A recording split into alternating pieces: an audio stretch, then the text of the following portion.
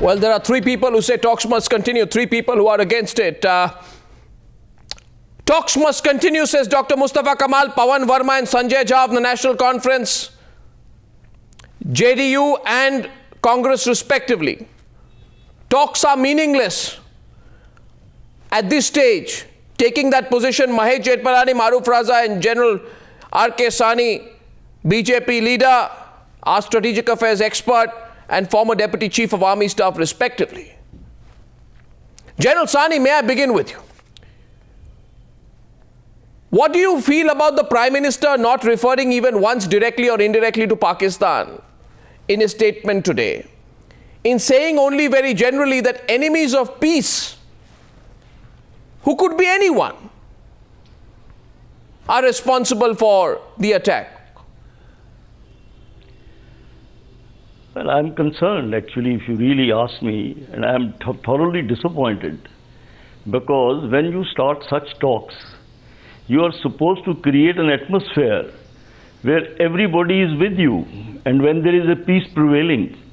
Here we have had a full last 1 month of tension, 3-4 incidents, one after another. We have reports of infiltration from the North Kashmir downwards. And in such an atmosphere, the Pakistanis cross the international border in J&K, kill our 4 policemen, and ultimately they kill about 6 to 7 soldiers, including 1 lieutenant colonel. Now, I don't really know what type of a talk we are trying to, have. And we just call an enemy. It's not an anonymous enemy. The worst. Actually, we have identified that people. We have identified those people who did this trick. And another thing, Arnab, this has been done after a lot of rehearsal. Because these characters who came from across must have been given maps. They must have rehearsed whatever they did. For sure. For about 7 to 8 days.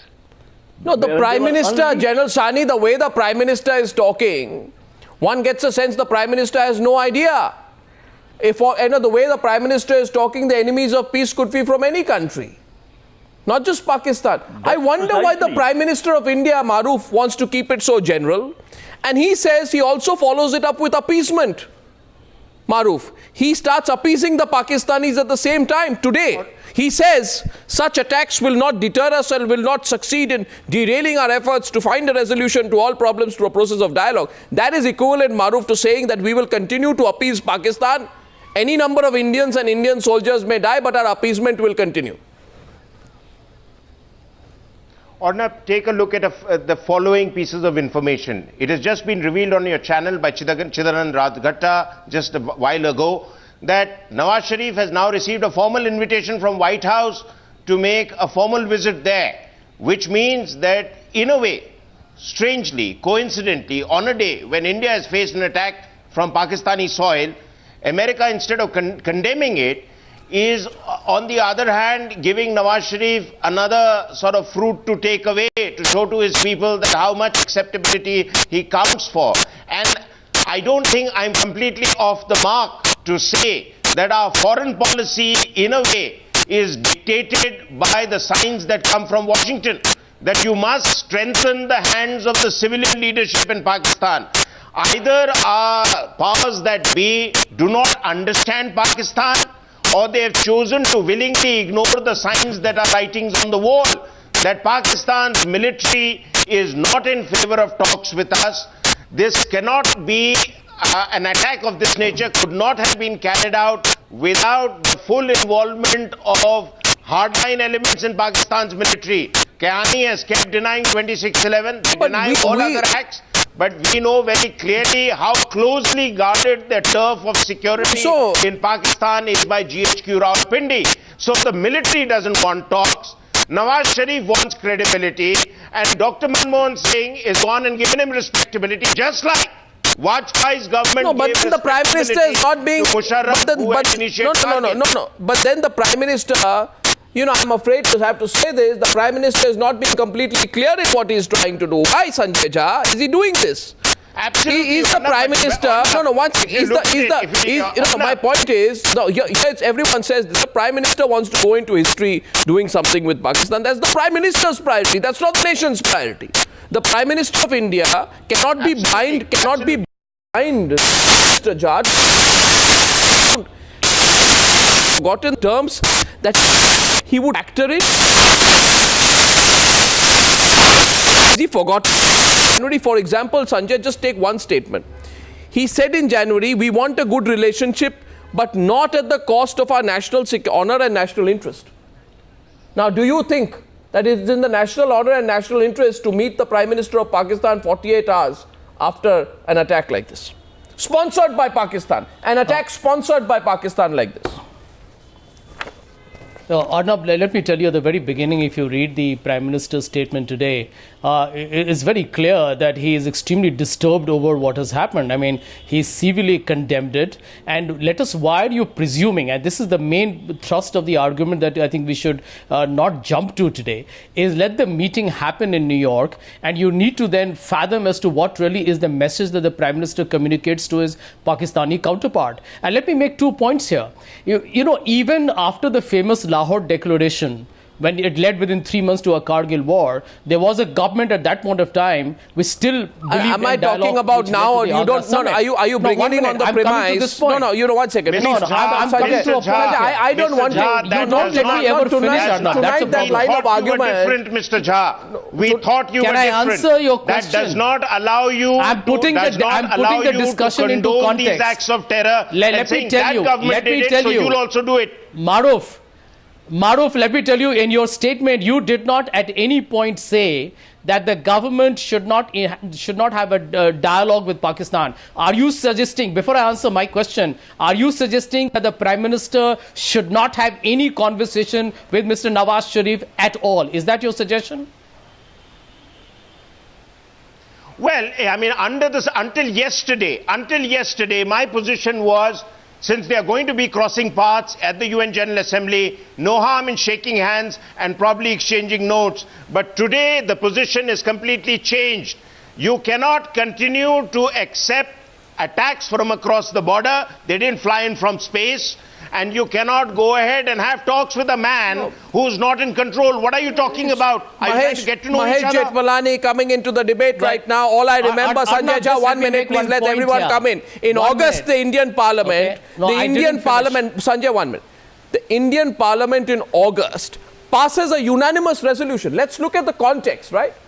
Now, either you tell me today, either our politicians or who are supporting the government say today, you know, damn, let's forget what happened before the Parliament. Forget the commitment to Parliament, forget the commitment to the people, forget your public statements, forget everything, close the chapter. We are a law unto ourselves. We'll talk to Pakistan when we feel like.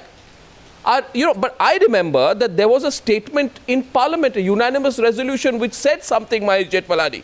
It said our restraint should not be taken for granted, nor should the capacity of our armed forces to ensure the territorial integrity of the nation.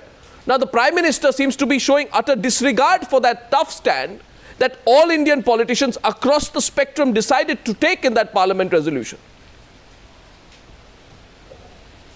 Arnab, ever since Nawaz Sharif has come to power, there have been increasing border incidents. There have been at least 10 serious skirmishes on the border. Now, these are army-to-army skirmishes, but apart from that, inside the valley, there have been at least 3 suicide attacks, and now the 4th today. Not a suicide attack, but a daring attack where you attacked a police station and army in 2 different districts in Jammu and Kashmir. So both on the border and inside the valley, it has increased. Now, please view this in the background of an interview given by Hafiz Syed to India Today earlier this day, when he said that jihadi activity will achieve full-scale potency once America withdraws from Afghanistan. This is only a foreshadow of what is to come. Now, coming to your point and what Sanjay Jha said, I don't think any Indian citizen, not even this government, which seems to be suffering from some kind of diplomatic or foreign policy schizophrenia, believes that talks should go on when terror is being perpetrated from across the border. You're right about what the defense minister said to Parliament. He said that our ties will come under strain if terror goes on. Salman Khurshid, our external affairs minister, said after the August incident in which 5 Jawans were killed, that terror and talks can't go together. And the Prime Minister, Arnav, after the G20 summit. This is what he said. He said, if terror acts do not stop, if those who voice terrorist thoughts move about freely, and he seems to have forgotten what Hafiz Saeed and Lakvi are doing, if there is no significant progress in bringing the culprits of the Mumbai massacre to book, then I have to factor this in before arriving at a final decision. Today, 12 more Jawans have been killed. He was already factoring it in. Why is he dithering and why is he showing what I call patent diplomatic Well, obviously, because the Prime Minister wants to snatch a moment in history. That's the whole point. The Prime Minister feels at the end of his second term, Pawan Verma, that I have some time left in this term, and before I see hands go up, let me complete. Let us today remind the nation of what the Prime Minister said.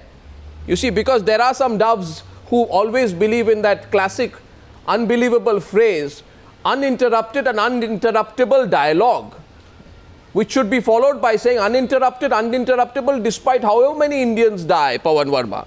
Now, after the deaths of the 5 Indian soldiers, and my question, I want a response from you, Mr. Verma. On August 6, Salman Khurshid said, and I quote, there will be a lot of work necessary if we are to talk. But will it be conducive? We need to look at it. Now, Pawan Verma, I ask you not as a television anchor, but Indian citizen, what work has Pakistan done since then? They only sent a group of people to Mumbai to cross-examine the 2611 witnesses. If any, there have been repeated resolutions passed against India in the National Assembly and counter-accusations regarding the ceasefire violation. So I go back to the Foreign Minister's statement and I say, Mr. Foreign Minister, as per your statement, you should not be talking in New York. Or you tell us that we didn't mean those statements. We were only appeasing the people of India for that moment. Arnab, first of all, I'm not here to either defend the Prime Minister or the stance of the current government. I want to make a simple point to you, and I want to nuance this discussion slightly because it's important. Pakistan has perfected a policy of explosive aggression and tactical appeasement.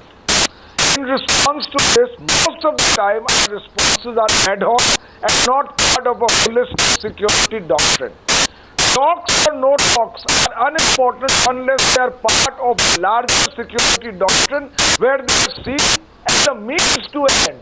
That is why hundreds of years ago Chanakya had said, Samadama and the Bed, reconciliation, inducement, deterrent action and subversion, and the lesser known asana or the strategic art of sitting on the fence.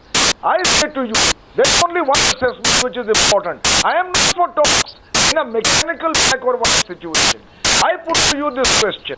If there is a considered assessment that Nawaz Sharif is not complicit with the army and the ISI in hostile action against India, and it is seen to be representing Sorry, the counter to that. Let me complete, Arnab. You came to me last, I took 20 seconds more on that.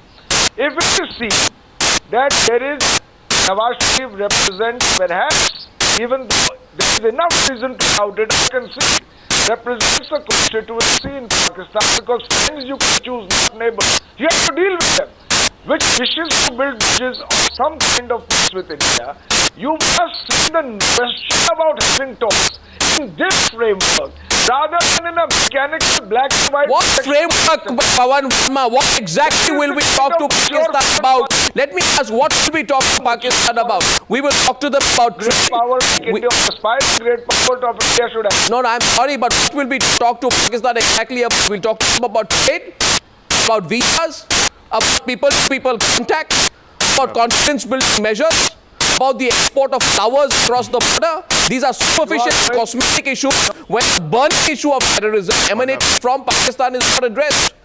And I'm sorry, Pawan Verma, what we are doing is only going to end up encouraging this group of people. I'll get the last speaker, Mustafa Kamal, coming to the debate. Mustafa Kamal, I lost the line here with you. So I'll go back here at this point to General Sani and Maruf Raza before I take it forward with Sanjay.